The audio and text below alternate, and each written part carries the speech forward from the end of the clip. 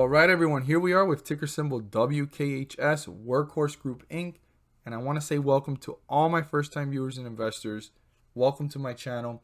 And to all my subscribers, welcome back. Let's jump into this chart. So Workhorse has been very volatile, and it actually started to fall after a very bullish run that it's had. And like I stated yesterday in my video, if we zoom out, this has been in a healthy bullish run, and it had been rising up. It leveled off for some time, and then it rode a wave again. And as of right now, there was a lot of uncertainty in the last month because of the fact of the next contract and what's about to happen. Are they going to get a portion of it at least, or are they going to get the whole contract, or what's going on with Workhorse, right? They have innovation, they have a plan. Another thing too is the uncertainty. Are they going to be able to deliver the fleet of vehicles that are necessary for the contract? I mean, there's a lot of question marks going on right now with Workhorse. But the one thing about Workhorse is that it's been in a bullish run. It hit the peak, right? All the way through this process. It hit its peak, and then it actually quickly fell, which was a little bit of a concern. But there has been a bounce back from that point at $20.33. So if that gets broken through, that's something to pay very close attention to. Keep that in mind. And the bulls want to break through the highest point here of this stock, which was close to $31. $31 and some change. Once that gets broken through, this could start to see newer highs, but quickly it became bearish.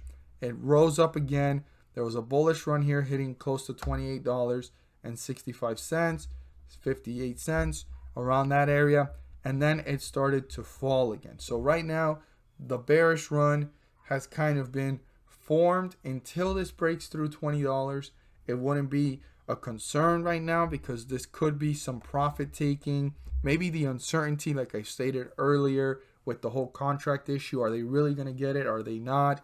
Are they going to be able to deliver the expected, innovation that the USPS will be expecting for their fleet? I mean, all those question marks are happening right now. But one thing I am noticing is that after this recovery, it's been falling. Now, until it breaks through $20, this won't see newer lows. It's just kind of going to hang out in a sideways direction. And that could be what's being formed again, which we went through here earlier. You see, if you look at it, now this was a quick fall, quick recovery, and now it's kind of going sideways. And this actually fell, and it went sideways for some time. It jumped up, and it went sideways for some time, and then that's when we started to see newer highs. So that could be what's being formed here, to be seen something similar to this, and that could be a healthy sign that this is just kind of leveling off, and there's not many investors coming in or out. A lot of people are holding. There's a volatility of the market, which is normal, jumping up and down, but we're staying around the same area. We haven't fallen below the support. We haven't broken the most important resistance level up here at $31, and we need a first break through $28, right? But we're kind of hanging out in the area, and then hopefully good news or some innovation with Workhorse and good catalyst can go ahead and get bulls excited and more investors to come on in and bring this one up to the next levels, which that's how this happened. And it took almost 2 months in this process to 3 months. So we're going to have to pay close attention to Workhorse. Now, Workhorse was in a very sideways movement today. You can clearly see it because yesterday's support and resistance honestly was not a big difference to today's, as we can see how the day has played out. I mean, it barely moved sideways, and it fell a little bit from that resistance level where it was close to, and then honestly it dipped, and today it just has moved sideways.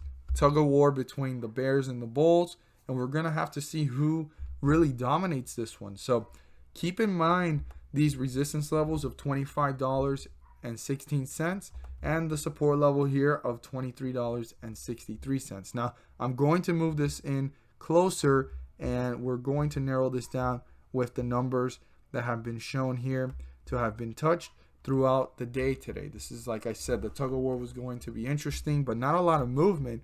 It's actually just been sideways direction, and we're going to have to see who actually jumps in and takes over this chart. I mean, we fell now from bullish territory into bearish territory, but we're really close again. So this could really change fairly quickly based off of news or speculation, or the excitement of investors coming in and putting in more money, or the fear and the uncertainty of pulling out. So we're going to see. Now, our 50-day moving average is really important right now. It's $24.28. I'd write that down because that is what's going to let us know on what side of the chart we're in.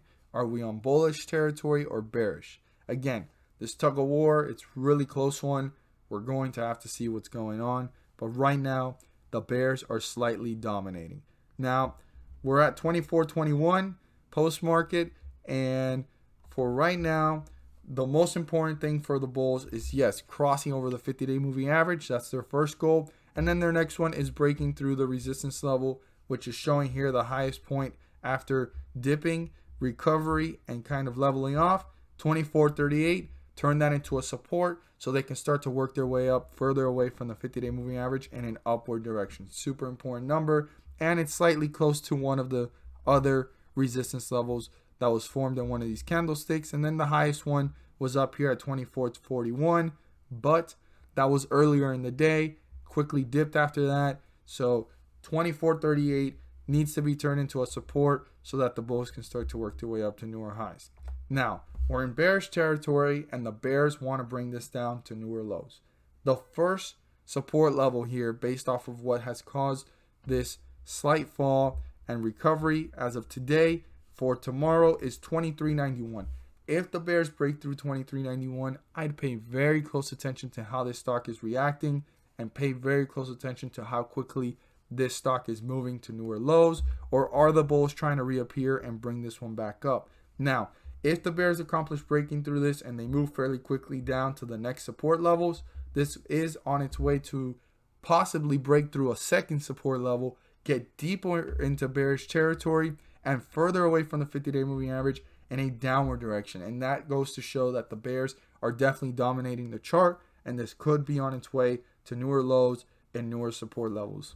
As always, if you found this video helpful and informative, please do so and subscribe. Share this with your friends and community. Don't forget to click on the bell so that you can turn on all notifications to not miss a single video that I post. And don't forget to hit the like button and let me know you watched this video. At the end of this video, there's going to be a pop-up video. In that video, I will be talking about the S&P 500 and how it rises up on scheduled dates. Well, those scheduled dates are Federal Reserve pump dates, and they're making the S&P 500 rise up several points. What does that mean for us as investors?